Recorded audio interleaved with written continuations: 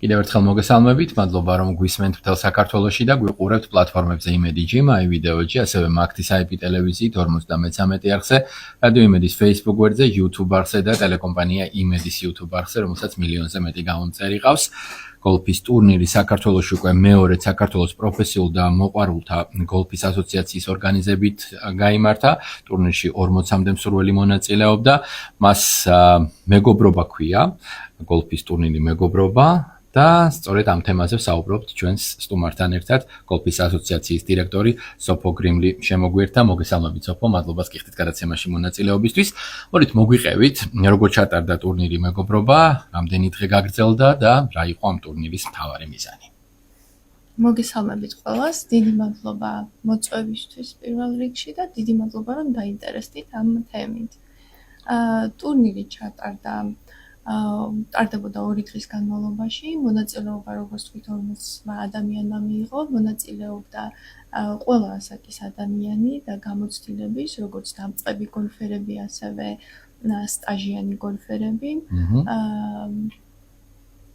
და მიზანზეც რომ ვისაუბროთ, როდესაც ვთქვათ პროცესში ხედავთ ამ ადამიანებს, მოყვარულ ადამიანებს, რა მთავარი мотиваცია აქვთ მათ იმისთვის, რომ თქვათ მიიღონ ამგვარ ტურნირში მონაწილეობა? პირველ რიგში სასიამოვნო გარემო და რა თქმა უნდა ამ ტურნირის ჩატარების მიზანი იყო გოლფის პოპულარიზაცია საქართველოში და უფრო მეტი მოთამაშის ჩართვა ამ სპორტში. როგორ გრძნობდა მონაწილეები ტურნირის დროს თავს, უფრო სპორტულად თუ გარემოს უფრო მეგობრულად, აი მაგალითად სოციალიზაციის პლატფორმად აღიქვამდნენ? ორივეს ვიტყოდი, რომ როგორც სპორტულად, ასევე მეგობრულადაც თამაშს აქვს ძალიან მკაცრი გაწერილი წესები და იმათ ვისაც უყვართ ეს უფრო აზარტში შედიან თამაშის დროს და ასევე მეგობრული გარემოც იქმნება და ეს ყველაფერი ერთად უფრო საინტერესოს ხდის ამ თამაშს. ნებისმიერ სპორტში შეჯიბრობითობა არის ძალიან მნიშვნელოვანი. დავიწყოთ დასახელებით მეგობრობა, რა მთავარი აქცენტი იყო აქ? ეჯიბრებოდნენ ერთმანეთს თუ საბოლოო ჯამში ვთქვათ მაინც რაღაცნაირად მეგობრული სულისკვეთება იკვეთებოდა? მაინც ხას გავუსვამ იმით, რომ ყველა ჩვენთაგანი ახლა ვინც თამაშობს გოლფს არის გოლფი ერთგვარი ჰობია მათთვის და ერთმანეთს ხვდებით რომ შევქმნათ ეს მეგობრული გარემო, თუმცა ეს კონკურენტობა მაინც არსებობს და ყოველთვის იგრძნობა. ყველა ცდილობს რომ მაინც წარმოაჩინოს თავი საუკეთესო მხარით. კი ბატონო. თქვენი აზრით გოლფის ტურნირი უნდა მიეძღვნას პროფესიონალებს თუ ეს უნდა იყოს მოყვარულთა ერთგვარი შეჯიბრება? მოყვარულებით დავიწყებდი, რადგანაც გოლფი საქართველოში ჯერჯერობით განვითარების ეტაპზეა და რაც უფრო მეტი მოთამაშე ჩაერთვება, მით უფრო პოპულარული გახდება და უფრო მეტად და მალევე აღმოვაჩენთ ტალანტებს ამ სპორტში და თუმცა ერთი მეორეს ხელს არ უშლის, შეიძლება ორივე ჩატარდეს და კარგი ის არის, რომ ყველა გამოცდილების ადამიანს შეუძლია დამწყებსაც შეუძლია მიიღოს მონაწილეობა ტურნირებში, როგორც ანუ არანაირი თქვათ კრიტერიუმი არ ვრცელდება? თუ რაღაცა კრიტერიუმი არ ვრცელდება, უნდა იქონდეს ჰენდიკაპი მოთამაშეს, არის სპეციალური სამთვიანი კურსები, რის შედეგადაც ეძლევა მოთამაშებს ჰენდიკაპის განსაზღვრული რაოდენობა და იმის შემდეგ უკვე ვითარდება მოთამაშე. აი ძალიან საინტერესოა ტენდენცია როგორია. რატომ აინტერესებთ მათ თქვათ ეს სახეობა, როდესაც პირადი საუბრები გაქვთ ხოლმე რას ამბობენ? საიდან არის ეს ინტერესი ვთქვათ? რომელიმე კონკრეტული ვთქვათ პლატფორმა აძლევთ მათ ამ ინტერესს თუ უბრალოდ რაღაც საკუთარი თავის გამოცდა უნდა ახალი შესაძლებლობებით? საკუთარი თავის გამოცდა უნდა აუცილებლად თითქმის ყველას ვიტყოდი, ვინც ახლა თამაშობს. გოლფში ჩართულია ხალხი, რომელიც მოსულია როგორც ვთქვათ მეგობრების მიერ მოყვანილი გოლფერები რეკომენდაცია გაწეული ხო და თვითონ აერთიანებს ეს თვითონ გარემო ძალიან მნიშვნელოვანია ძალიან ლამაზია ბუნება როგორც ვიცით ეს გოლფის მოედნები გაშენებულია ჰექტრობით ტერიტორიებზე და ეს ისედაც ლამაზი ბუნება ტყეები მინდვრები გორაკები და ბორცვები ამის გარდა ჩართულია ხელოვნური დაბრკოლებები თამაშისთვის როგორც შეიძლება იყოს ტბა ან ქვიშის ბუნკერი და ეს ყველაფერი აი ამ ყველაფრის სინთეზი ძალიან საინტერესოს ხდის ამ თამაშს და ადამიანი როდესაც ერთხელ მაინც გასულია მოედანზე აუცილებლად უჩნდება სურვილი რომ დაბრუნდეს იქ და ერთგვარი განტვირთვის განტვირთვაც არის გოლფი მე. ხა მიხარით რა თვისებებია საჭირო იმისთვის რომ გოლფი ითამაშო? აზარტულობა, თქვათ აი რაღაცა დაბრკოლების გადალახვის შესაძლებლობა და მცდელობა და კიდევ თქვათ რა დამატებითი სხვა ასპექტები უნდა ქონდეს ადამიანს, რა თვისებები და უნარები რომ თავი კომფორტულად იგრძნოს აქ. საკუთარი თავის გამოცდა. ვიტყოდი რომ და განვითარებაზე ფიქრი.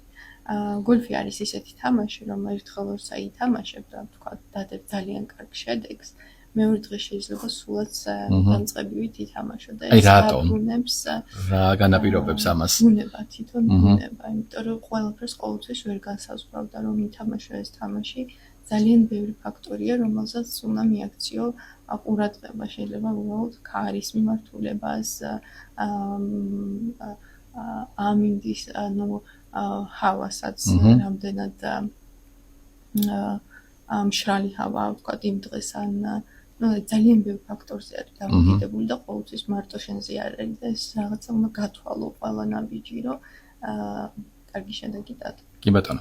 რა ფაქტორია რაც გოლფს საინტერესოს და მიმზიდველს ხდის?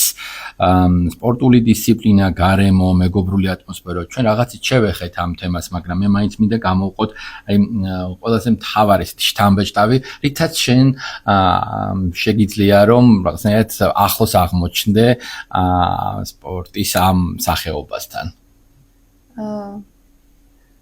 ჩემი პირადი თვალსაზრისი რომ მოგახსენოთ ამასთან დაკავშირებით იქნებოდა ის რომ მე როგორც მოყვარული ამ სპორტს მიიჩნევ ჩემთვის განტვირთვად.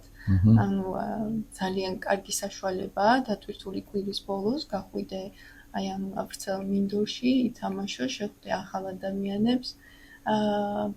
ეს ადამიანები შეიძლება იყვნენ აბსოლუტურად სხვადასხვა ტიპაჟების, სხვადასხვა პროფესიის წარმომადგენლები, ასაკის და ძალიან საინტერესო ადამიანებს შეიძლება შეხვდე. უზიარებენ შემდეგ ერთმანეთს გამოცდილებას, საუბრობენ არის ხო ეს გაცვლა-გამოცვლა ემოციების. ძალიან საინტერესოა.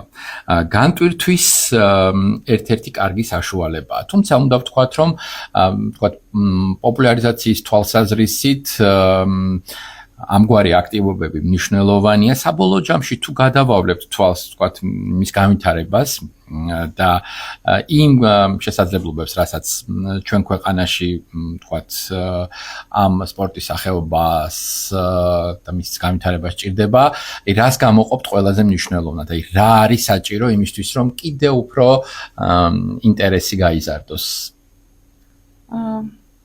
ალბათ სწორი კომუნიკაცია და პირველ რიგში დიდი მადლობა რომ მომიწვიეთ და გავაჟღერეთ ეს თემა რადიოშიც. ასევე ხელმისაწვდომი ფასებით ვიტყოდი, ასევე სკოლებში კამპანიები, რეკლამები, ანუ რასაც ვაპირებთ კიდევაც ჩვენი ასოციაცია აპირებს უკვე მომავალი სეზონიდან ჩართოს ახალგაზრდებიც და ჯერა რომ პოპულარული გახდება საქართველოში. რატომ გოლფი? რა დამატებით შესაძლებლობებს აჩენს აი ახალგაზრდებში? თქვენ თქვით, ჩვენ ისეთ ეპოქაში ვცხოვრობთ, ციფრულ ეპოქაში. ფაქტობრივად ახალგაზრდები მოწყვიტო მოწყობილობებს, მობილურებს, გარკვეულ თქვათ კომპიუტერებს, პლანშეტებს პრობლემაა. სპორტით დაკავება, ვთქვათ, ჯანსაღი კომუნიკაცია, სოციალიზაცია, მათი ერთმანეთთან კომუნიკაცია და შემდეგ ამ ემოციის გაცვლა ძალიან მნიშვნელოვანია. ფლობს ამ, ვთქვათ, უნარებს, ამ შესაძლებლობებს ეს სპორტი თქვენი პირადი გამოცდილებით მაგალითით რა შეგიძლია თქვა ახალგაზრდები რატომ შეიძლება დაინტერესდნენ? მე ვიტყოდი რომ დამოკიდებულება შეიძლება გამოიწვიოს ამ სპორტმა. ანუ ერთხელ უნდა აუცილებლად სადონ და მოედანზე გავიდნენ და ჩაერთონ თამაში და აუცილებლად ჩამოშორდებიან ტელეფონებს.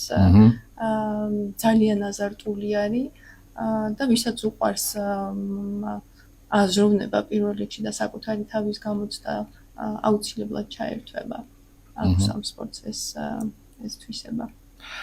რა დამატებითი წახალისება შეიძლება თქვათ მოხდეს ახალგაზრდებისთვის რომ ახლა როდესაც უამრავი არჩევანია მათ გადაწყვიტონ რომ გოლფი ითამაშონ?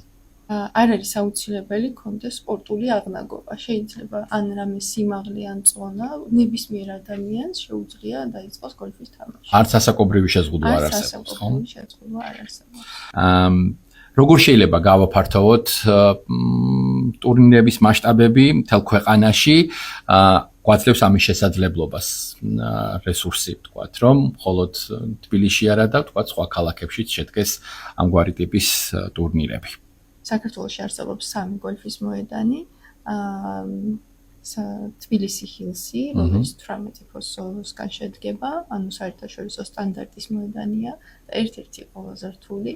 ტაბურის მოედანი, რომელიც ახლა ხანს გაიხსნა ულამაზესი ხედებით და ძალიან ლამაზი ბუნებით და კაჭრეთის მოედანი. ჩვენ ამ 3-ვე მოედანზე ვაპირებთ, რომ ჩავატაროთ უფრო მეტი ტურნირი და გავაერთიანოთ მეტი ადამიანი გოლფში.